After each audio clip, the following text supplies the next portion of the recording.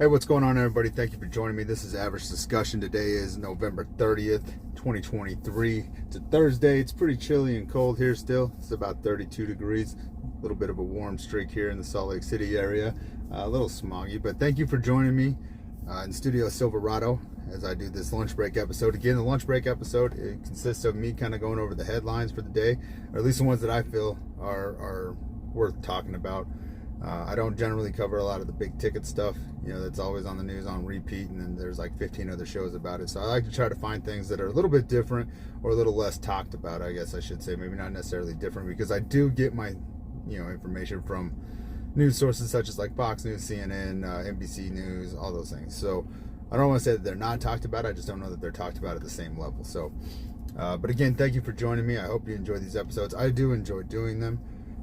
Be sure to check in with me this afternoon into the evening time. I may not get it posted until tomorrow, but I've got plans to do an interview with a friend of mine from high school. I haven't talked to him in a long time, but I was reached out to him because I like to get his perspective on a specific story that I found. So I'm going to record that video call that I do with him, and I'm going to try to make an episode out of it. So make sure you get over to facebook.com Average Discussion and follow the page over there so that you can see that. I'll try to get it on the Twitter account as well, Average Discussion.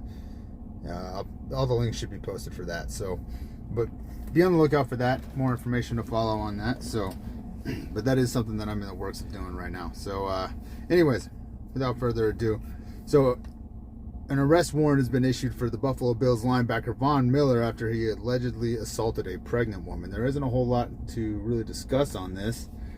Police just said that there's been an arrest warrant issued. They showed up to the house and had to do some minor treatment to the pregnant woman, and Von Miller was nowhere to be found. But that's kind of big news as the Buffalo Bills entered their bye week. We'll see what goes from that. Hopefully it's a misunderstanding, but the fact that they issued an arrest warrant, it's probably not. So if you're a Buffalo Bills fan, on top of your quarterback being scrutinized and your team really underperforming, now you've got this. So sorry for your luck, Buffalo. I hope the woman's all right, and I hope that it's not a situation of she's just trying to get back at him because she's mad, because that kind of stuff really messes up people's careers.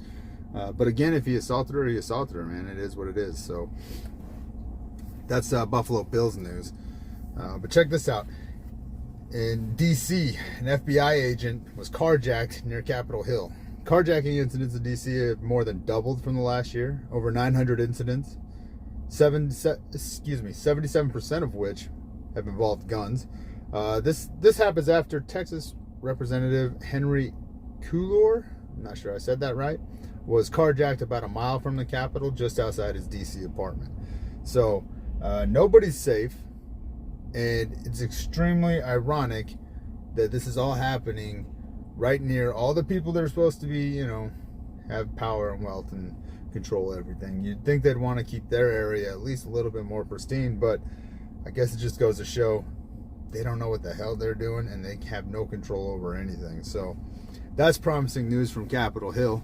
I'm waiting for the article of the president getting carjacked on his way there. That'd be great.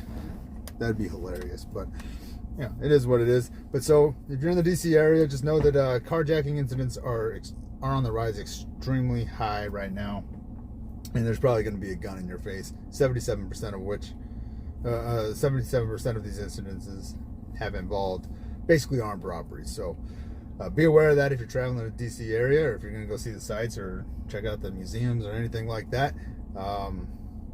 Nobody is going to protect you, because clearly they can't even protect the elected officials. So that's promising. Check this story out, though. Jackson, Mississippi adopts a next of kin.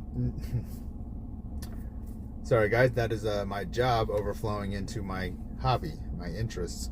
Jackson, Mississippi adopts next of kin notification policy after people were buried without families knowing. Now, before I get into this, let me just state that the department did not have a next of kin policy that you would see on like TV. So I probably ignorantly assumed that it always worked the way you'd see on like TV shows, right? Like somebody gets killed, and then like, you know, the caring detective shows up at somebody's front porch. And I know it wasn't always a detective, right? But I just assumed somebody showed up or somebody called or something, right? Somebody had to make that awkward phone call.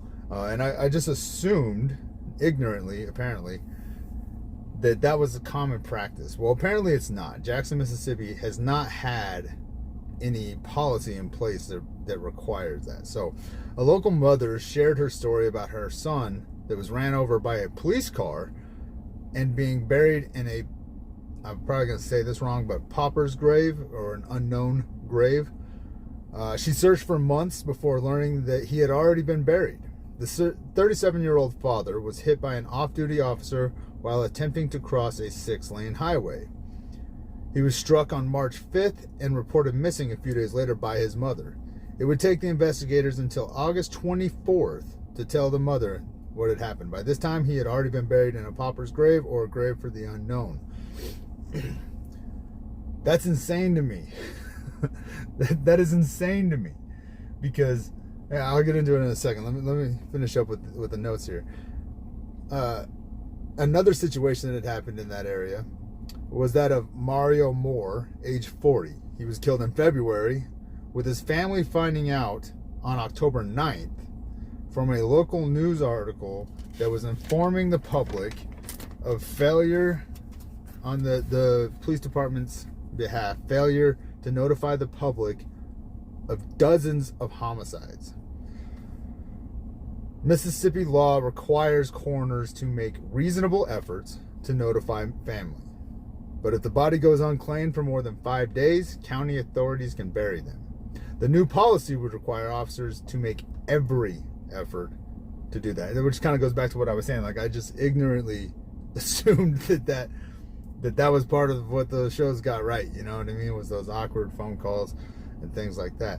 So it's absolutely insane to me that they didn't have a policy like that, and especially in the case of the one. The guy who was struck by the off-duty police officer, right? Because, listen, all I'm saying is it doesn't sound like foul play, but it sounds like a cover-up. You know what I mean? Like, there's potential for it to be a cover-up. You know what I mean? So with all the scrutiny going on, and I apologize for the noise, guys. I'm in the parking lot at work, so you probably just heard that truck pass by. But with all the scrutiny on police departments, with all of it, you would think that they would be a little bit more aware of, hey, this could turn out bad. Like, let's just assume, which I'm assuming there was no fault of the officer that hit him, right? At least I would hope not. Right? Maybe there was, but let's just assume that there was no fault. It was just a strange coincidental accident where the guy happened to be hit by an off-duty cop, right? Let's assume that that's true. You mean to tell me not a single person in that department was like, hey, we should really try to figure out who this guy's family is, because if we just bury this guy, that could come back on us. Now, to be fair, from the sounds of it, it sounds like the coroners were responsible for this. So maybe it was a situation of, you know, that's not my job to reach out to anybody. And they maybe ignorantly assumed that these calls were being made, and then it just kind of finally caught up to him because the guy was like, I don't get paid enough for this shit, and he stopped calling everybody, and he just put out a bulletin, and if you responded to it, great. If you didn't, they just buried you in a field. But I really have to question, like, I wonder how many missing persons are in these types of graves, like nationwide, because I can't imagine that Jackson, Mississippi is the only place where this is a problem, right? Maybe it's one of the only places where it's such a big problem. I'll give you that, right? But it can't be the only place, or at least I hope not. Or somebody should really be beating down, you know, the legislation or the capital for Mississippi and getting this corrected, because either way, all I'm saying is, how many missing persons do you think could potentially be in these types of graves where just nobody, they found a body, they couldn't ID it, nobody claimed it, they just buried it, done and done, right? Like, that is insane to think about. I don't know. And again, like I said, I just assumed like these people were just showing up, you know, but apparently I was wrong. So Utilities forced to replace lead drinking water pipes under proposed EPA rule. The proposal requires the replacement of lead pipes regardless of lead levels in drinking water within 10 years. Now, this is supposed to be a nationwide thing. It goes under President Biden's economic plan or something like that. But the idea is that they're going to basically try to eliminate what happened in Flint, Michigan, happening ever again. So they're replacing these lead pipes with copper pipes, and that's supposed to solve the problem. And again, that's regardless of current lead levels. So there's a threshold of which they're allowed to operate out of, clearly. And as long as they meet those, they're good. But under this new proposal, regardless of those levels, they got to cut it out. Now, what does that mean for us? Well, obviously that means, infrastructure, revenue, probably increase in taxes, because they'll always look for a reason to increase taxes. And this is the kind of thing that will definitely guarantee them a reason to increase taxes. Definitely more. I mean, I don't know. I'm not sure here in Utah how many are lead-based pipes, right? But let's just assume that they all were, right? And only newer neighborhoods or something were more modernized. They got to go back and they got to replace all of these pipes. That is quite the endeavor. And that's supposed to happen over the course of the next 10 years. So this was dubbed a game changer for kids and communities by some doctor that works with the EPA. I didn't bother writing down the name because it's really not important to me. But, it's a game changer, folks. Dubbed game changer, so therefore it is a game changer. But I'm glad they were forced to do this. You know what I mean? We couldn't just collectively come to an understanding that this was probably the best course of action. No.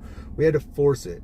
And I think that says a lot more about us as a people than anything else. But maybe that's just me. Call me crazy. You can call me whatever you want. I don't really care. But yeah, I'm super glad that we were forced to do this. It's weird, because I think a lot like with the unidentified bodies being buried, right, or unclaimed bodies being buried. We shouldn't have to create a new policy. Like, it should just be common knowledge. Like, hey, we got to find these people's family. And when you say things like reasonable efforts, I mean, we all pencil whip enough paperwork in our life that I think that's probably what happened. And probably because of budget cuts or something like that, there was probably a shortage, and people just got, I don't want to say lazy because they were still doing their job, but they cut corners, right? And I wonder if that's what happened there. And I don't understand why it takes now, you can't tell me that nobody saw this as a problem, right? From the water pipes to the Jackson, Mississippi thing, right? Like, you can't tell me that nobody saw this as a problem. It was like, hey, we should do something about this. Like, why wait for a catastrophe? Let's be proactive, right? But at the same time, though, I mean, dealing with what I deal with my job, there's a lot of things to improve, and we try to be as proactive as we can. But at the end of the day, it always comes down to money. So until it becomes a big deal, they don't necessarily always want to spend that money. So I guess in a way I kind of get it, but it's unfortunate. Let's just leave it at that. It's unfortunate. Like, I understand all the conversation as the reasons why we can't do something, but it's very unfortunate that that's what we get to. You know what I mean? I don't know.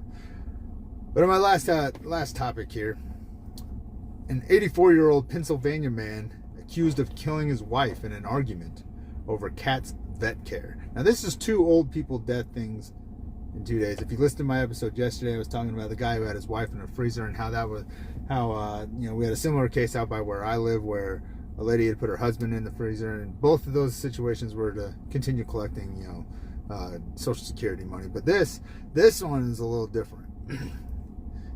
So the man allegedly beat his 85-year-old wife to death over an argument over financial concerns about vet care.